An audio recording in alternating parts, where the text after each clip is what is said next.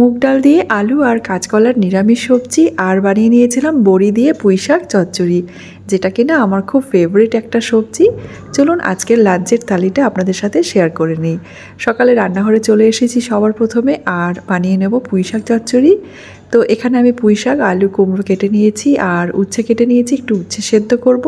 আর পুঁইশাক চচ্চড়ি বানাবো একটু বড়ি দিয়ে। তো সব কিছু রেডি করা হয়ে গেছে। কড়াইয়ে সর্ষের তেলটা গরম বসিয়ে দিয়েছি, আর এদিকে ভাতও আমি বসিয়ে দিয়েছি কুকারে।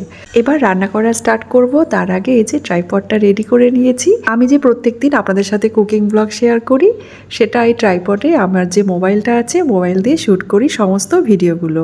তো আপনারা প্রায় অনেকেই কমেন্ট করেন যে দিদি কিভাবে তুমি ভিডিও শ্যুট করো, আমাদেরকে একটু দেখিও।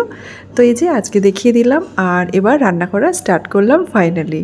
তো সর্ষের তেলটা গরম করে নিয়েছিলাম, তারপরে বড়িগুলোকে লাল করে একটু ভেজে তুলে রাখলাম। তারপর ওই তেলের মধ্যে দিয়ে দিলাম তেজপাতা, শুকনো লঙ্কা আর দিলাম 5 ফোড়ন।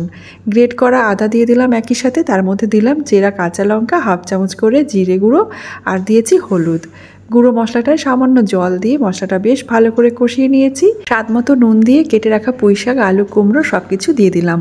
ঢেকে রেখে আমি রান্নাটাকে করে নিয়েছিলাম, আর মাঝে একবার করে নাড়াচাড়া করে নিয়েছি। আর মিষ্টির জন্য এখানে দিয়েছি গুড়ের পাউডার।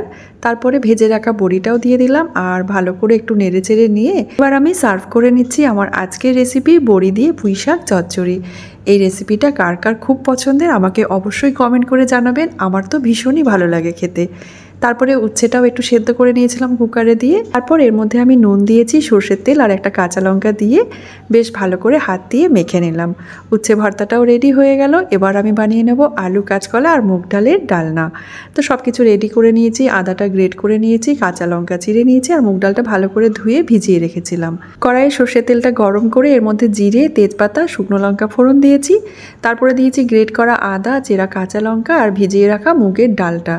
তারপর একটু নাড়াচাড়া করে নিচ্ছি। মুগ ডালটা একটু ভাজা ভাজা হয়ে আসলে এর মধ্যে আমি দিয়ে দেবো হলুদ, আর দিলাম হাফ চামচ জিরে গুঁড়ো। খুব সামান্য জল দিলাম গুঁড়ো মশলাটার উপরে, আর কেটে রাখা টমেটোটাও দিয়ে দিলাম। তারপরে বেশ ভালো করে একটু নাড়াচাড়া করে নিলাম, আর এর মধ্যে দিয়ে দিলাম স্বাদ মতো নুন। তারপর আমি এর মধ্যে দিয়ে দিচ্ছি কেটে রাখা কাঁচকলা আর আলুটাও। এবার ভালো করে এটাকে ভেজে নেব। আলু আর কাঁচকলাটা যখন বেশ ভালো মতো ভাজা হয়ে যাবে, তখন আমি ঢাকনাটা খুলে নিয়েছি। এবার আমি এর মধ্যে দিয়ে দেব গরম জল। আলু আর কাঁচকলাটাও বেশ ভালো মতো ভাজা হয়ে গেছে। এর মধ্যে দিয়ে দিলাম গরম জল। ঢেকে রেখে রান্নাটাকে করে নিলাম যতক্ষণ না আলু, কাঁচকলা আর মুগ ডালটা একটু সেদ্ধ হয়ে যায়। এখানে আমি মিষ্টি দিয়েছি, একটু গুড়ের পাউডার দিয়ে দিলাম, কারণ নিরামিষ রান্নাবান্না একটু মিষ্টি দিলে বেশ ভালো লাগে। রান্নাবান্না সব কমপ্লিট হয়ে গেছে দুপুরের, আর এবার লাঞ্চটাকেও সার্ভ করে নিচ্ছি। এই গরমে একদম হালকা পাতলা রান্নাই খেতে ভালো লাগছে, সেই কারণে একদম সিম্পল আজকের লাঞ্চের থালিটা আপনাদের সাথে শেয়ার করে নিলাম। আজকের এই নিরামিষ কুকিং ব্লগটা আপনাদের কেমন লেগেছে অবশ্যই এটা কমেন্ট করে জানাতে ভুলবেন না। আমি কিন্তু আপনাদের কমেন্টের অপেক্ষায় থাকি প্রত্যেক দিন। আপনারা সবাই খুব ভালো থাকবেন, সুস্থ থাকবেন। আপনাদের সাথে আবার দেখা হবে নেক্সট ব্লগে। ধন্যবাদ।